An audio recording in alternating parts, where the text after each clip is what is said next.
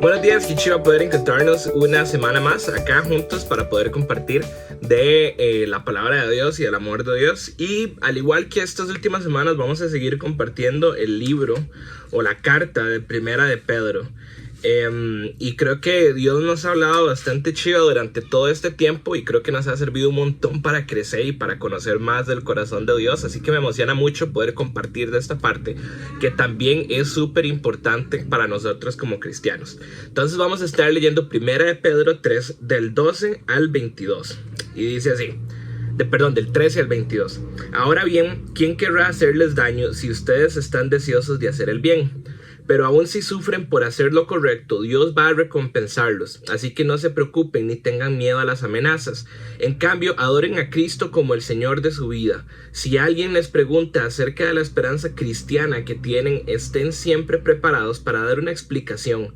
Pero háganlo con humildad y respeto. Mantengan siempre limpia la conciencia. Entonces, si la gente habla en contra de ustedes, será avergonzada al ver de la vida recta que llevan, porque pertenecen a Cristo. Recuerden que es mejor sufrir por hacer el bien, si eso es lo que Dios quiere, que sufrir por hacer el mal. Cristo sufrió por nuestros pecados una sola vez y para siempre. Él nunca pecó. En cambio, murió por los pecadores para llevarlos a salvo con Dios. Sufrió la muerte física, pero volvió a la vida en el espíritu. Por lo tanto, fue a predicarles a los espíritus encarcelados, esos que desobedecieron a Dios hace mucho tiempo, cuando Dios esperaba con paciencia mientras Noé construía el arca. Solo 8 personas se salvaron de morir ahogados en ese terrible diluvio. El agua del diluvio simboliza el bautismo que ahora los salva a ustedes, no por quitarles la suciedad del cuerpo, sino porque responden a Dios con una conciencia limpia y es eficaz por la resurrección de Jesucristo. Ahora Cristo ha ido al cielo, Él está sentado en el lugar de honor al lado de Dios y todos los ángeles, las autoridades y los poderes aceptan su autoridad. Entonces tenemos que recordar que Pedro le está escribiendo esta carta a cristianos que estaban viviendo bajo el dominio de los romanos y que lo más probable es que eran perseguidos y eran maltratados porque no compartían la misma fe que estas personas compartían y por eso eran perseguidos.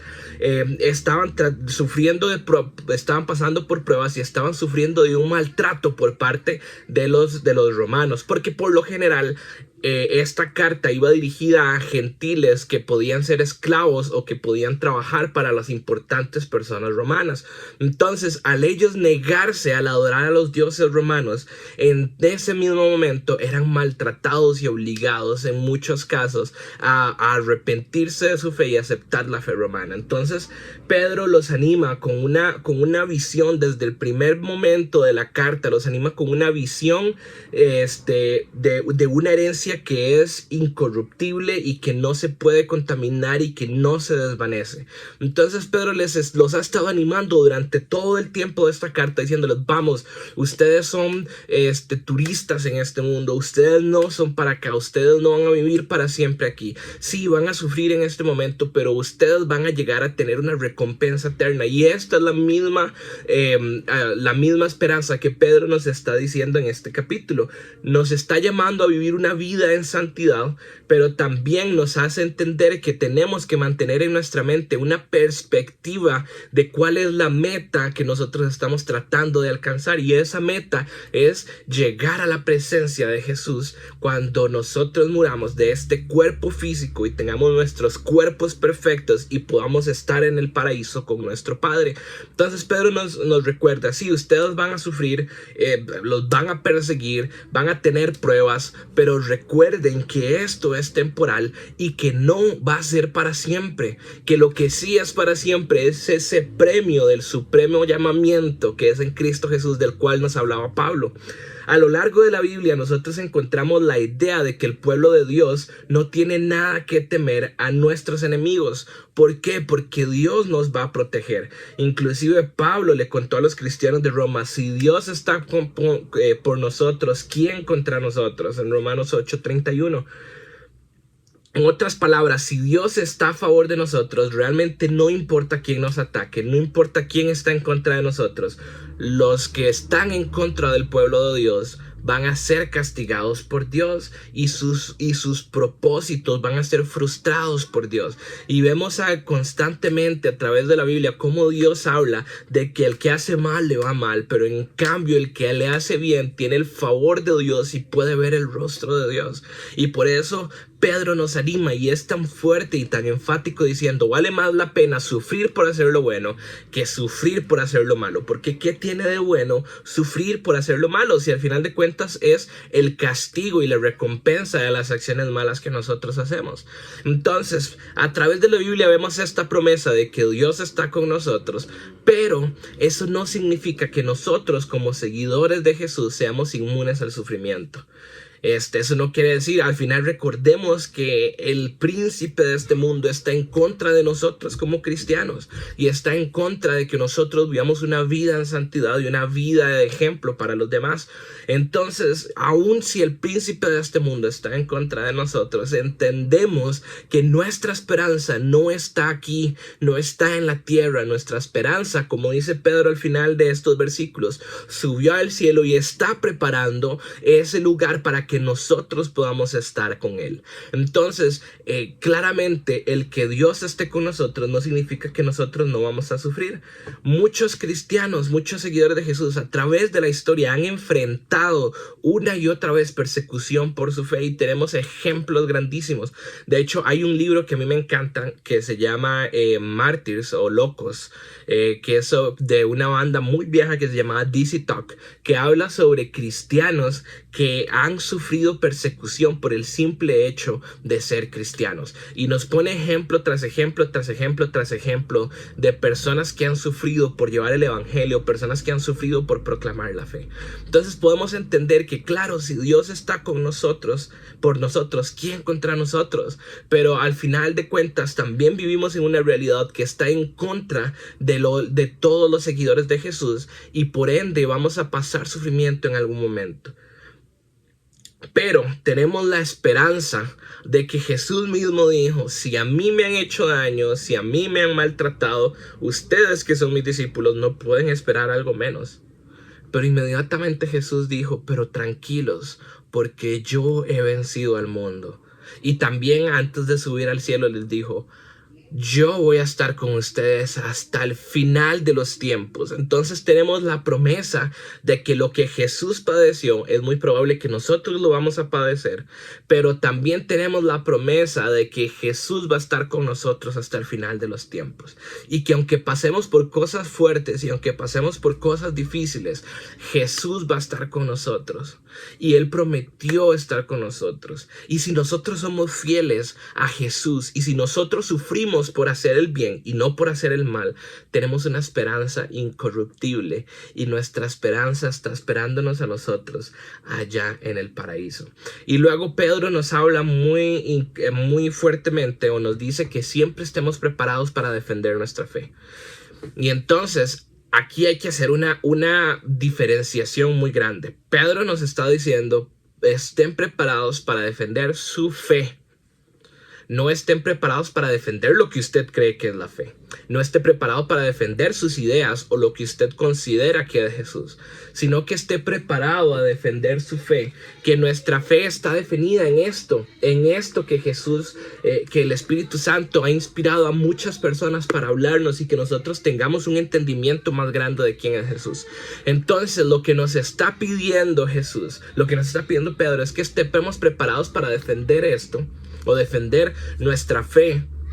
Pero dice que la mejor defensa es teniendo una mente limpia, una conciencia limpia y haciendo el bien. Y también nos dice que tenemos que ser humildes al nosotros presentar la defensa. ¿Qué quiere decir esto? Que nosotros no tenemos que andar por ahí rajando, y no tenemos que andar por ahí imponiendo lo que nosotros pensamos, porque al final de cuentas ni usted y yo vamos a poder cambiar la mente de alguien, porque es el Espíritu Santo el que hace eso. Entonces Pedro nos dice, sean humildes a la hora de defender su fe. Y la mejor forma de defender la fe es teniendo una conciencia limpia. La mejor forma de defender nuestra fe es como usted y yo vamos a vivir nuestra vida. Y entonces Pedro, si leemos desde el primer capítulo de esta carta hasta el último capítulo de esta carta, Pedro lo que nos está diciendo es: vivan una vida recta, vivan una vida en santidad, vivan una vida de la cual valga la pena vivir, porque al final de cuentas es mejor sufrir por hacer lo bueno que sufrir por hacer lo malo. Y yo creo que los cristianos nos hemos equivocado muchas veces en las tácticas, por decirlo así, que nosotros hemos tenido para tratar de acercarnos a las personas, porque creemos, como en la Inquisición, que lo mejor es imponer y que todos tienen que pensar exactamente igual que yo. Y no es cierto, porque al final de cuentas Jesús nos ha traído libertad para que nosotros podamos vivir en su libertad. Y Jesús no es solo esta caja de la experiencia que usted ha tenido con Él, sino que Jesús es infinito. Por lo tanto, la manifestación de Jesús en la vida de cada uno de los seguidores de Jesús va a ser diferente. Y de ahí es donde nosotros nos tenemos que enriquecer. Porque lo que yo he conocido de Jesús probablemente es muy diferente a lo que usted ha conocido de Jesús. Porque nos hemos encontrado con Jesús en ocasiones diferentes, en momentos diferentes y en situaciones diferentes. Y cada una de esas experiencias y de esas formas en las que Jesús se ha relacionado con nosotros tienen que servirnos para enriquecer el cuerpo y no para tratar de imponer lo que nosotros pensamos o tratar de imponer creyendo que lo que yo he experimentado con Jesús es la verdad máxima. Y nos hemos equivocado muchas veces, y lo vimos muy claro en el periodo de las elecciones, donde era muy fácil ver cristianos insultando a personas que no iban a votar exactamente igual que ellos, donde juzgaban e inclusive condenaban a los demás como si ellos tuvieran esa autoridad. Creo que ese ha sido el peor acercamiento que hemos tenido. Tenemos que entender que la iglesia no es un partido político, que la iglesia no es convicciones, no es derecha ni es izquierda. La iglesia es la representante de Jesús aquí en la tierra para que podamos expandir el reino de los cielos. No es su trabajo y no es el mío convertir a las personas, porque eso solo el Espíritu Santo puede hacerlo. Por lo tanto, nuestra mejor forma de defender la fe es teniendo una conciencia limpia y siendo humildes con los demás. Porque al final de cuentas Jesús mismo tampoco vino a imponer nada. Él dijo: yo toco a la puerta y llamo, y el que me abre, yo voy y como con él. Y el que no, pues me doy media vuelta y me voy. Ese es el misterio de la fe, esa es la simpleza de nuestra fe. De que Jesús toca y llama con gentileza y con amor. Y esa debería ser nuestra forma de acercarnos a los demás.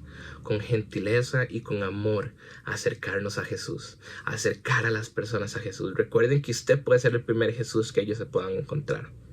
¿Cómo está viviendo usted? Y recordemos que al nosotros sufrir en esta tierra, nos acercamos más a Jesús en su sufrimiento también. Por lo tanto, hay una doble recompensa al sufrir.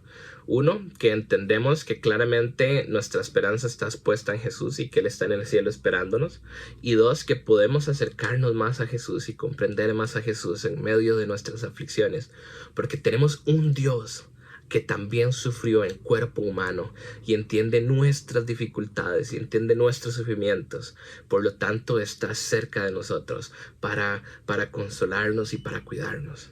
Pero tenemos que entender y poner, y esta frase me ha marcado y es lo que he tratado de vivir por lo menos en el último año y medio, es vivir con ojos de eternidad.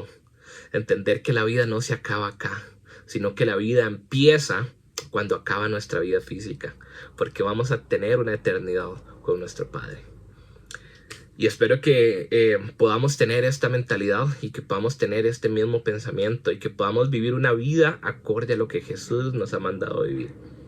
Espero que tengan una muy buena semana y espero que el Señor les hable a sus corazones y que podamos escuchar su voz y que podamos ser más como Él. Espero que se encuentren bien. Un abrazo, los amo montones. Chao.